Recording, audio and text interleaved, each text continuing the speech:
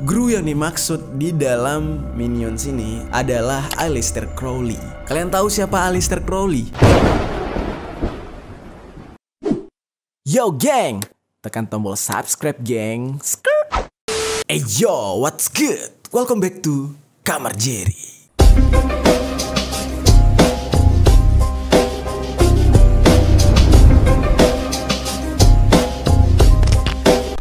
Geng, marhaban ya Ramadan. Selamat menunaikan ibadah puasa buat teman-teman yang menjalankan. Dalam suasana puasa gini, ditambah lagi dengan kayak cuaca di negara kita tuh lagi aneh banget gitu ya. Banyak banget orang yang tiba-tiba tumbang, tiba-tiba sakit gitu. Dan jujur aja dari beberapa tahun yang pernah kita jalani gitu ya, tahun ini dan tahun kemarin tuh paling berat kayaknya ya. Dikit-dikit sakit gitu, dikit-dikit sakit gitu ya. Tapi gak apa-apa, semoga kita semua diberikan kesehatan. Apalagi di bulan puasa ini bagi umat muslim nih ya. Bagi umat muslim, mungkin teman-teman yang Kristen atau teman-teman dari agama lain ini cukup menjadi sebuah informasi aja gitu. Di dalam agama muslim, puasa itu apabila dijalankan itu adalah sebuah kegiatan beribadah yang dapat menyembuhkan atau mengurangi penyakit gitu.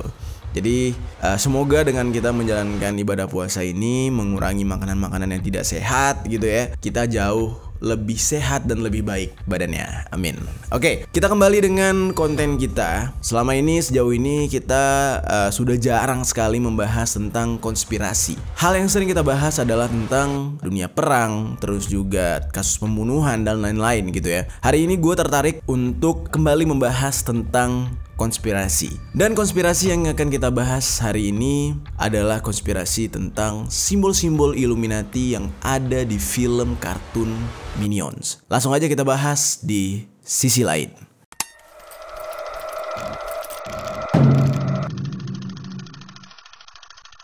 Berbicara tentang film kartun, udah pasti penggemarnya itu mulai dari anak kecil sampai dengan orang dewasa. Kenapa demikian? Karena memang bisa dikatakan film kartun itu ya geng, itu adalah salah satu hal yang digunakan untuk healing. Kenapa demikian? Karena film kartun ini mengandung banyak hal-hal lucu, mengandung banyak hal-hal yang membuat kita tuh bisa sedikit melupakan problem gitu ya. Karena memang dari setnya yaitu full color, terus juga cerita dan sinopsisnya itu menyenangkan gitu ya. Jadi membuat sebagian orang di dunia ini, dari anak kecil sampai dewasa sekalipun, pasti suka menonton yang namanya film kartun. Namun belakangan kita sempat membahas beberapa film kartun yang menyimpan misteri-misteri yang diangkat dari kisah nyata, serta film-film kartun yang menyimpan unsur-unsur atau pesan-pesan tersembunyi dari si pembuatnya. Mungkin kalian bisa cek dulu nih beberapa kartun yang sudah pernah kita bahas,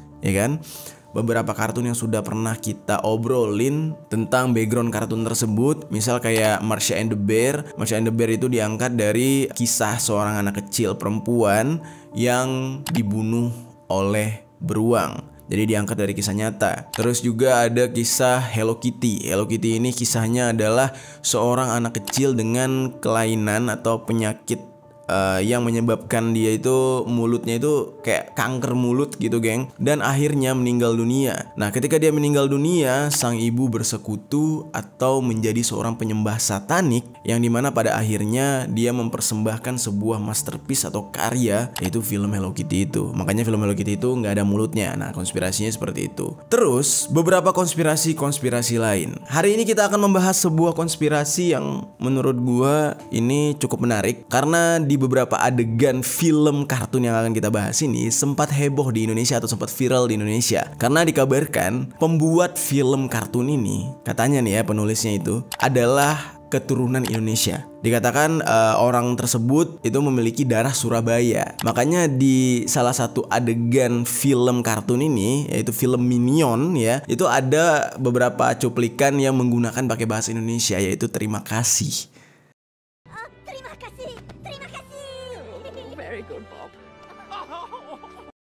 Itu sempat heboh dan sempat viral di Indonesia. Nah, namun hari ini kita tidak fokus ke dalam hal tersebut, tapi fokus kita adalah membahas hal-hal yang tersembunyi atau pesan-pesan tersirat yang menjadi sebuah konspirasi yang dianggap ini adalah pesan dari Illuminati yang terdapat di film Minion ini. Mungkin sebagian besar dari penyuka teori konspirasi ini sudah tahu atau sudah paham gitu ya, Illuminati itu apa, Freemason itu apa, dan apa tujuan mereka terbentuk. Mungkin gue akan mengulang sedikit nih ya penjelasan tentang Illuminati, Freemason, serta organisasi-organisasi lain yang agak berhubungan dengan elit global atau penguasa dunia ini. Mungkin bagi kalian yang sudah paham dengan yang namanya New World Order, tatanan dunia baru, sudah tidak asing lagi. Hal ini selalu dikaitkan dengan pembahasan Illuminati dan Freemason. Nah, buat teman-teman yang mungkin belum tahu, salah satu tujuan terbentuknya Illuminati, Freemason, dan beberapa aliran-aliran atau organisasi lain yang ada di dunia ini, itu tujuannya itu tadi, New World Order, tatanan dunia baru, di mana orang-orang ini atau para elit-elit ini menginginkan dunia ini hanya dipimpin oleh satu kepemimpinan dan memiliki satu mata uang. Jadi seluruh dunia itu harus dipimpin oleh satu orang. Dan hal tersebut saat ini sedang mereka lakukan dan sedang berjalan. Dan New World Order ini sering sekali kita dapatkan itu di dalam sebuah prasasti-prasasti, buku-buku, atau apapun yang berhubungan dengan Freemason, Illuminati, 1A, Dajjal, Lucifer, atau hal-hal lain yang berhubungan dengan satanik. Pasti ada kata New World Order ini, karena memang tujuan mereka adalah itu. Walaupun mereka berasal dari keanggotaan yang berbeda-beda. Karena kalau misalnya kita bahas tentang satanik, itu banyak banget, geng. Bahkan kalau kalian pernah dengar Triple K, KKK, itu adalah kayak organisasi supremasi kulit putih gitu ya, yang mereka tuh rasis banget. Dikabarkan itu juga salah satu organisasi penyembah setan yang ada hubungannya dengan Freemason dan Illuminati. Nah, cuman mungkin nanti kita akan bahas di next episode. Perlu kalian ketahui juga di geng ya, menurut teori yang beredar tentang Freemason dan Illuminati, mereka ini disebut juga dengan sebutan lain tuh pemerintah bayangan, alias sebuah pemerintah atau sebuah lembaga yang tidak terlihat, tapi mereka berpengaruh dan memiliki andil dalam mengendalikan sistem dunia. Mereka menyetir setiap aspek kehidupan kita. Contoh aja kayak di politik, terus juga perdagangan, perekonomian, bahkan tatanan-tatanan negara, itu mereka masuk ke dalam lembaga-lembaga tersebut. Tujuan mereka apa? Tujuan mereka adalah ya dengan kata lain tuh otoriter gitu ya, otoriter, untuk menyamaratakan supaya sistem di dunia ini berjalan searah. Ya makanya pasti kalian akan bingung ketika dipertanyakan, kok manusia di dunia ini mau sih tunduk sama uang, padahal kan itu cuma kertas gitu. Gimana sih sejarah awalnya kok orang-orang bisa tergila-gila dengan sebuah kertas yang apabila dirobek habis-habisan itu tidak ada harganya, ketimbang orang harus tunduk dengan yang namanya emas. Karena di zaman dahulu ya kan diketahui emas itu adalah alat tukar menukar atau jual beli. Tapi bagaimana ceritanya orang bisa terdoktrin, seluruh dunia bisa terdoktrin dengan yang namanya uang kertas. Nah makanya itu kalian gak usah bingung, karena di setiap belahan dunia, di setiap negara-negara ini, orang-orang dari perwakilan yang menjalankan New World Order ini sudah dimasukkan. Jadi setiap pemerintahan kita tuh ada perwakilannya yang akan terus-menerus mengontrol agar sistem yang mereka inginkan tetap berjalan. Dan sejujurnya sebenarnya hal ini sudah menjadi rahasia umum ya. Contoh aja misalkan kayak penguasa perbankan, namanya itu adalah keluarga Rothschild. Keluarga Rothschild ini mampu mengendalikan seluruh bank yang ada di dunia. Dan mereka ini adalah salah satu elit global yang bisa dikatakan mereka memiliki kekayaan yang sangat-sangat besar. Namun sayangnya nih orang tuh, keluarga ini tuh jarang sekali masuk kayak majalah Forbes. Terus juga jarang sekali masuk ke dalam kayak barisan orang terkaya di dunia. Malah orang terkaya di dunia dikatakan itu Elon Musk gitu ya. Padahal kalau membahas tentang keluarga Rothschild, mereka ini bisa mengendalikan seluruh keuangan yang ada di dunia. Dan mereka mempunyai wakil di setiap negara untuk terus bisa mengendalikan sistem perbankan mereka. Dari sekian banyaknya organisasi-organisasi yang ada gitu ya, yang bertujuan untuk melaksanakan New World Order atau tatanan dunia baru, hari ini kita terfokus kepada Illuminati. Illuminati ini kalian bisa telusuri asal muasalnya atau akarnya itu hingga ke zaman pencerahan yang ada di Jerman saat itu. Kelompok kelompok Illuminati Baravia namanya, didirikan pada abad ke-18. Dan keanggotaan mereka itu diisi oleh orang-orang terkenal seperti aktor Hollywood, presiden, serta orang-orang penting lainnya. Nah, makanya Illuminati ini sangat berpengaruh. Dalam pengabdian mereka terhadap Illuminati ini, orang-orang ini sering sekali biasanya memakai simbol-simbol Illuminati tersebut. Misal kayak kalung atau tato atau sebagian pernak-pernik yang ada di rumahnya gitu ya. Itu biasanya memakai lambang Illuminati. Nah, itu sebagai pertanda lah. Mereka itu tidak mau disebut mereka Illuminati secara gamblang, tapi mereka secara terang-terangan menyisipkan simbol-simbol Illuminati tersebut sebagai bukti pengabdian mereka dan bukti keanggotaan mereka. Tapi kalau lo bilang lo Illuminati ya, dituduh gitu, dia nggak mau, tapi dia memakai simbol itu. Nah, begitulah cara orang Illuminati mendoktrin dan memperlihatkan siapa jati dirinya dia. Dan untuk para selebriti biasanya mereka akan menggunakan karya mereka. Contoh aja kayak penyanyi, misalkan Lady Gaga, dia menggunakan lagunya dia serta video klipnya gitu ya untuk menyisipkan pesan-pesan Illuminati tersebut. Salah satu contohnya adalah di lagu yang berjudul Paparazzi. Di video klip tersebut kalian bisa lihat ada simbol-simbol yang berhubungan dengan Illuminati. Salah satunya adalah simbol satanik yang disebut dengan Baphomet. Itu adalah simbol setan berbentuk kambing. Nah, jadi jangan heran juga nih ya, kenapa selama ini sering sekali orang-orang yang dipuji dengan kata the God, bukan the God ya, bukan Tuhan, the God, kambing. Itu adalah sesuatu pujian yang sangat tinggi. Jadi misalkan kayak contohnya Kanye West sering banget disebut dengan wah the God, kambing gitu kan. Padahal secara logika orang dikatain kambing harusnya marah dong. Nah, tapi di Amerika malah enggak. Kalau lo disebut the God, lo kambing gitu ya, itu malah tata lo tinggi. Karena kenapa? The God itu sama halnya dengan ngatain kalau dia ini adalah seorang Baphomet alias seorang dewa setan gitu. Yang mungkin tadinya mereka tuh pengen ngomong the God Tuhan gitu ya, tapi diplesetin menjadi kambing. Namun dalam faktanya memang sesosok kambing itu adalah logo dari penyembahan setan, yaitu Baphomet tadi. Ya, semoga kalian paham lah ya dengan maksud gue ini. Karena memang kalau bahas Illuminati ini dalam banget geng, dan agak sedikit riskan juga ya kan. Nah, terus juga di video klip Lady Gaga tersebut ada simbol-simbol lain kayak simbol mata satu, terus segitiga, dan lain-lain lah yang berhubungan dengan Illuminati. Nah, kurang lebih pembahasan tentang Illuminati itu kayak gitu. Kita kembali ke pembahasan dan poin yang akan kita bahas, yaitu adanya simbol-simbol Illuminati yang disisipkan di kartun Minion. Kita bahas dulu tentang rumah produksi daripada kartun Minions ini. Dari nama rumah produksinya aja gitu ya, itu sudah agak membuat kita bertanya-tanya. Karena nama rumah produksinya atau production house-nya itu ya, Illumination Entertainment, yang dimana ini didistribusikan oleh Universal Pictures. Nah, yang jadi pertanyaannya kenapa namanya itu Illumination Entertainment, atau kalau dalam bahasa Indonesianya Entertainment Illuminati. Memang kalau misalkan kita artikan secara gamblang, illumination itu artinya penerangan atau menerangi, menerangkan, memberikan informasi. Itu arti daripada illumination itu sendiri. Dan banyak sekali orang-orang yang mengaitkan nama daripada Illumination Entertainment inilah yang menyebabkan kenapa di film Minions ini banyak sekali simbol-simbol Illuminati. Kabarnya seperti itu. Nah, cuman sebenarnya nggak bisa ditarik kesimpulan begitu juga, karena makna daripada illumination itu sendiri itu adalah penerangan. Dan bahkan di sebuah game Free Fire itu sempat juga ada edisi Illuminatinya waktu itu, Illuminate namanya. Nah, tapi maknanya itu bukan berarti itu mengarah ke organisasi satanik Illuminati, tapi itu hanya sebuah version atau edisi lah gitu ya, episode lah gitu kurang lebih. Lalu yang jadi pertanyaan, siapakah pendiri daripada Illumination Entertainment ini? Illumination Entertainment ini itu berdiri pada tahun 2007, didirikan oleh seorang yang bernama Chris Meledandri. Dia ini sebelumnya itu adalah seorang karyawan di 20th Century Fox. Kalau kalian sering lihat kayak opening film 20th Century Fox gitu ya, film-film Hollywood. Nah, ini dia dulu karyawan di situ. Dan ketika dia bekerja di 20th Century Fox tersebut, dia memang seorang dari belakang layar yang menghasilkan film-film animasi-animasi keren. Contohnya kayak Ice Age serta sequel-sequelnya yang lain.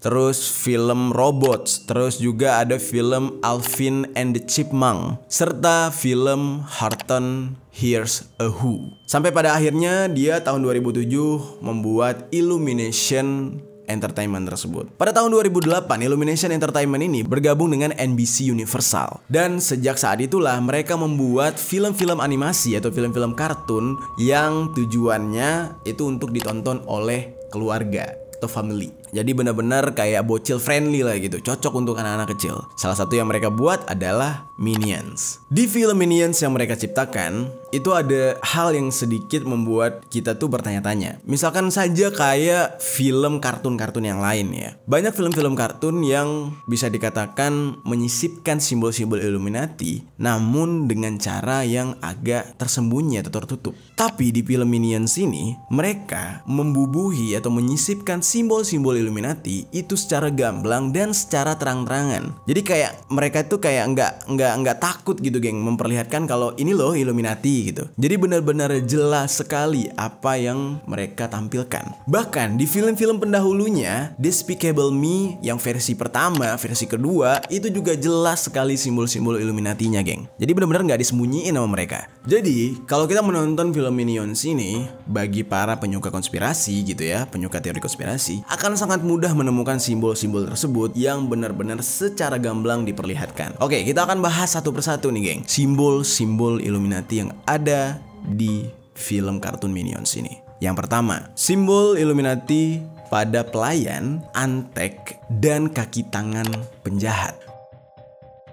Film Minions yang pada tahun 2015 itu bercerita atau mengisahkan tentang asal muasal daripada Minion ini. Makhluk cebol berwarna kuning yang sangat lucu, yang bentuknya itu udah mirip kayak sosis gitu, geng. Di dalam kisahnya Minions ini, sinopsisnya nih, geng ya, Minions ini adalah makhluk abadi yang diciptakan di muka bumi ini setelah diciptakannya bumi dan langit. Nah, dari maksud ini aja tuh udah agak aneh ya. Minion adalah makhluk yang abadi. Ya padahal di dunia nyata ya nggak ada makhluk yang abadi, gitu kan? Artinya, sang pencipta ingin membuat sebuah klaim, walaupun ini hanya sebuah konsep ya, tapi dia membuat sebuah klaim bahwasanya makhluk pertama yang diciptakan di muka bumi ini adalah Minions. Ya, kalau misalkan kita bandingkan dengan kenyataannya ya kan, dari segi agama gitu ya, makhluk yang pertama kali diciptakan oleh Tuhan itu adalah malaikat dan iblis. Lalu kemudian, apa tujuannya makhluk abadi ini diciptakan alias Minion ini diciptakan? Nah, sesuai dengan namanya yang apabila kita artikan ke dalam bahasa Indonesia, yaitu pelayan atau antek-antek atau kaki tangan gitu ya. Namun tidak disebutkan mereka ini pelayan atau antek-anteknya siapa. Jadi ada makna yang terselubung dari nama Minions itu sendiri. Diciptakan, dikatakan dia makhluk pertama yang diciptakan oleh Tuhan, serta dinamakan dengan pelayan. Ya otomatis yang ada di otak kita adalah ya ini adalah pelayan Tuhan. Namun banyak juga yang beranggapan kalau mereka ini adalah pelayan atau antek-antek dari penjahat. Kenapa demikian? Kenapa ada yang mengatakan kalau mereka ini antek-antek dari penjahat? Itu berhubungan dengan cerita dalam filmnya sendiri, di mana Minion ini diceritakan mereka itu mencari sesosok orang yang paling jahat untuk mereka jadikan pemimpin. Nah, maka dari situ ditarik kesimpulan kalau mereka ini bukan pelayan Tuhan, bukan antek-antek Tuhan, tapi merupakan pelayan orang jahat yang ingin mereka jadikan pemimpin ini. Di dalam filmnya sendiri itu diceritakan jelas mereka itu bertemu dengan T-Rex dinosaurus, terus bertemu dengan Firaun, bertemu dengan Dracula, yang mana seperti yang kita ketahui nih ya, Dracula itu bukan hantu, bukan setan. Gue sudah pernah bercerita tentang background Dracula. Dia ini adalah seorang pemimpin yang sangat kejam, yang haus darah gitu. Jadi kalau misalkan kalian mau cek tentang Dracula, kalian bisa cek ceritanya di kamar Jerry juga. Nah, di sini Minion juga bertemu dengan Dracula. Terus dia juga bertemu dengan Napoleon. Sampai akhirnya mereka bertemu dengan Scarlet Overkill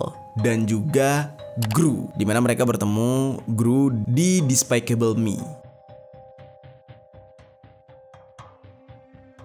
Jadi sudah terlihat jelas bahwasanya di dalam film itu mereka mencari sosok paling jahat dan paling kejam untuk dijadikan pemimpin. Yang artinya mereka ini adalah anak buah atau pelayan atau antek dari sosok jahat tersebut. Namun sayangnya di dalam film Minion tersebut ditonton oleh anak kecil dan orang dewasa dengan konsep mereka ini sebagai pelayan orang jahat dan disenangi serta digemari oleh para penonton. Nah, ini adalah sebuah bentuk doktrin atau sebuah bentuk pesan tersirat isyarat atau pesan tersembunyi yang orang-orang ketika menonton tidak sadar kalau itu adalah hal yang tidak baik. Dikarenakan ya dikemas secara lucu, suaranya menarik, membuat orang senang menonton. Namun ini adalah salah satu praktek brainwash daripada antek-antek New World Order ini. Nah, karena bagi orang yang sadar tentang Minions ini, sebenarnya karakter Minions ini bukan karakter yang pantas untuk diidolakan kalau secara konsep mereka gitu ya. Cuma karena memang ya dikemas secara hiburan gitu, menyenangkan, full color juga, jadi banyak orang mengenyampingkan hal itu. Mungkin bagi sebagian teman-teman mengatakan lebay banget sih, itu kan cuma konsep gitu ya, masa sampai harus digali segitu dalam. Ya memang semua hal yang terlihat easy, terlihat ya nggak seberapa gitu ya, itu sebenarnya adalah hal yang paling berbahaya, hal yang paling mendoktrin, karena hal tersebut nyaman untuk kita lihat dan kita dengar. Ya kurang lebih konsep daripada doktrin Minion ini kayak gitu. Oke, kita ke lambang Illuminati selanjutnya yang ada di Minion, yaitu mata satu daripada Minion tersebut.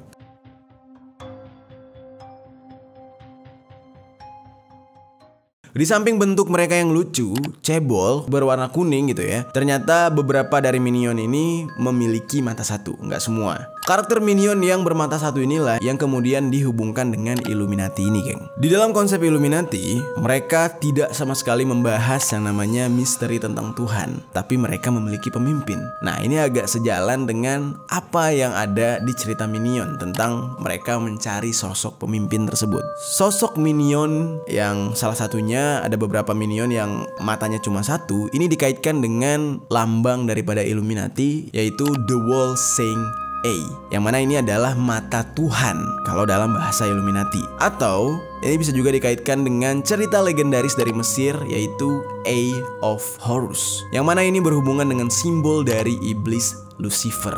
Nah, jadi itu adalah hal kedua atau simbol kedua yang terdapat di film Minion ini. Kita lanjut ke simbol selanjutnya. Makna kartun Minion sebagai prequel dari Despicable.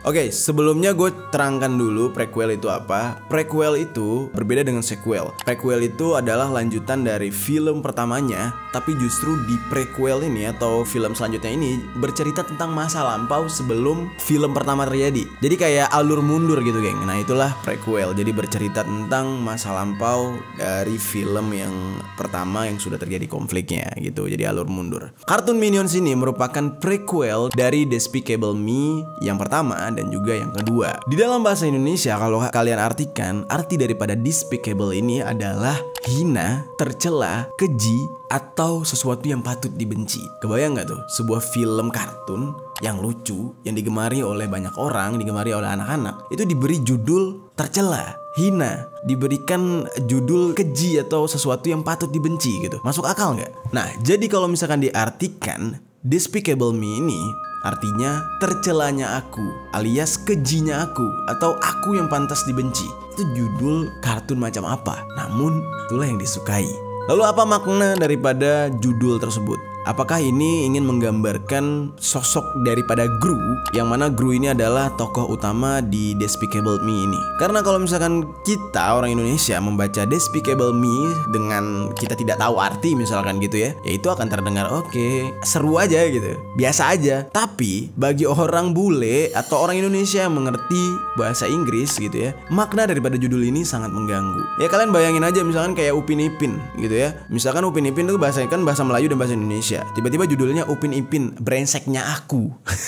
Atau Upin Ipin, aku yang keji, aku yang hina. Enak gak didengar? Bahkan orang tua kalau tahu judul Upin Ipin seperti itu, anaknya gak akan diizinkan untuk menonton. Gue yakin banget. Karena dari judulnya aja tuh udah eksplisit bagi anak kecil. Nah, tapi ini terjadi di Minions. Dan secara terbuka, secara terang-terangan, mereka menampilkan judul itu dan semua orang malah ya udah enjoy gitu. Nah, ini agak sedikit aneh. Nah, banyak orang yang percaya atau orang-orang yang yang penganut teori konspirasi mengatakan kalau ini adalah sebuah doktrin. Karena di mana ketika para minions ini mengatakan despicable me atau aku yang keji atau aku yang hina gitu ya, dengan raut wajah yang sedih dan mata yang berkaca-kaca, itu justru malah membuat hal tersebut ternormalisasi atau lumrah gitu ya. Ketika dinonton anak-anak, oh ternyata kalau misalkan ngatain diri sendiri keji itu sesuatu yang mengharukan ya, sesuatu yang baik ya gitu. Jadi semacam ada doktrin yang seperti itu di film Minions ini, geng. Jadi banyak sekali orang yang masih terbingung-bingung dengan misteri yang ada di film Minions tahun 2015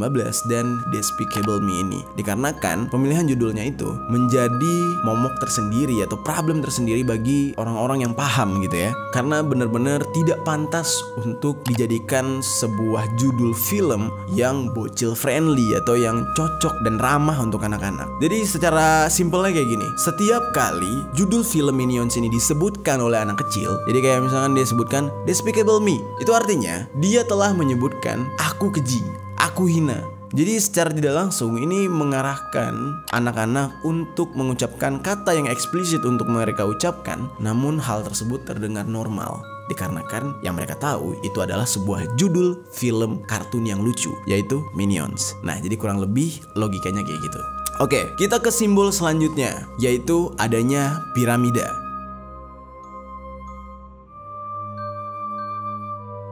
Di dalam film Minions 2015 sampai dengan film Despicable Me ini terdapat sebuah scene yang terkait dengan piramida. Kenapa pemilihannya harus piramida? Ya oke lah, misalkan piramida ini dipilih karena ini adalah 7 keajaiban dunia. Tapi kan masih ada The Great Wall yang ada di China, atau justru Menara Eiffel yang lebih soft gitu ya.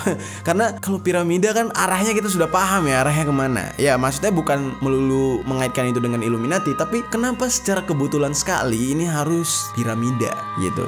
Yang kita tahu piramida segitiga bentuknya, apabila ditambahkan mata satu sudah tahu kan arahnya kemana. Begitu. Disinilah pada akhirnya orang percaya piramida ini dipilih karena keterkaitan dengan sosok minion yang memiliki mata satu ini. Karena piramida itu sendiri adalah salah satu simbol dari Illuminati. Jadi makin dalam kita mengorek itu makin kelihatan kalau arah minion ini adalah untuk Illuminati. Kenapa hal ini harus difilm kartunkan? Kenapa hal ini harus disisipkan di film yang disenangi anak-anak? Jadi kabarnya adalah semua logo-logo Illuminati yang disisipkan di dalam film kartun, ya terkhusus Minion ini, untuk membuat anak kecil lebih akrab dengan simbol-simbol tersebut. Seperti yang gue katakan tadi, ini adalah bentuk doktrin yang sangat soft, tapi secara gamblang diperlihatkan. Jadi orang-orang yang paham dengan simbol-simbol tersebut akan merasa kaget. Namun bagi orang-orang yang tidak paham, orang tua yang tidak paham, dan anak kecil apalagi yang tidak paham, mereka akan menormalisasikan simbol tersebut. Mereka akan menganggap hal itu adalah hal yang biasa, dan itu adalah bentuk doktrin yang sangat berbahaya. Oke, kita ke simbol selanjutnya, yaitu Bank of Evil atau Evil atau setan.